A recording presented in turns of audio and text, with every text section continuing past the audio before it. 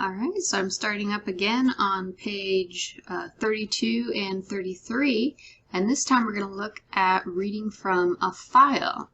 So the way that I'm going to do this is, first off, I'm going to put in the scan statement, and actually he's having us assign it into X, file equals, and so that I can remember the address of where I have it on my computer, I put it into the notepad, but you could find it wherever you have it saved on yours. So mine is in the C in this folder, and then these are the subfolders, and then this is the particular name of the file that he included for us to try out. So put this in here, and this is not the default, so I'll try it with the default later, but we're going to go ahead and try this. And that's what it says, read 3 times. He doesn't have us check it out, but let's go ahead and see what's in X. And I will run this. There we go. 1, 2, 3. Oh, I remember what I meant to do is open up that very same file. So it's a text file, and this is what it looks like in the file. 1, 2, 3. So there it is, 1, 2, 3. So that it is numerical, and that's important in reading it here, because one of the one of the input arguments is what, and the default is for it to be numerical.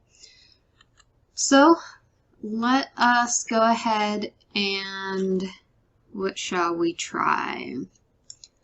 Oh, let's try this with the next file. So the next one is the B, date vector B. And so here's where we're going to hypothesize. In the book, he gives us the question of if we include what character, we have to do what character this time because they are characters and it's not numerical, so I'll have to remember to put that in. And if we include, as we have here, separation as \n, what would be the difference of including it or not including it? So if we look at this, including the \n means that it should input into the array the end of the new lines. So the hypothesis should be, or we could just go ahead and say what should happen, is it with the n, \n, all of this should go together, and all of this should go together. And if we leave it out, then it should split by white space. So we'll go ahead and try that out. So I'm going to change this to B. And I already tried this once, as you can see down here. But I'll go ahead and try it the first way that I did it, which was I accidentally forgot to put in the what. And notice there's an error because it expects to scan a real and it gets characters. So we're going to fix that up here. What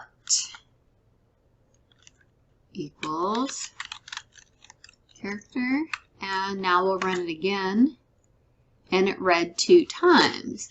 So since we already looked at the file, we know we can pretty well guess that it read the whole end to the end of the line and then the end of the line again. And we can actually kind of see that here, but let's go ahead and run X, and there we go. So one of the things that I had wanted to try out, let's go ahead and do XX, is if we left off this and went with the default. So what we would expect to happen is that the default would separate everything within the vector by white spaces. So let's see that happen. So it read 10 times, many more times. And let's go ahead and see. There it is. All of these are in the array. Great. I almost forgot that I was going to try the next option of having it choose the file. So I'm going to go ahead and keep on going on to the next page, which actually tries it again, but it assigns it into x.1 and x.2. So let me, oops, in the right window. So x.1 I'm going to assign with, again, a scan, and instead of choosing the file location, I'll tell it choose .files, open and close, and since I'm going to use the same B text, I'm going to tell it that it's characters since that's not the default, and I will do it into one variable as 1, and the second time I will use the sep equals backslash since it was all the way to the end of the line. So let's run it the first time and see if it lets me choose the file. So we'll run it.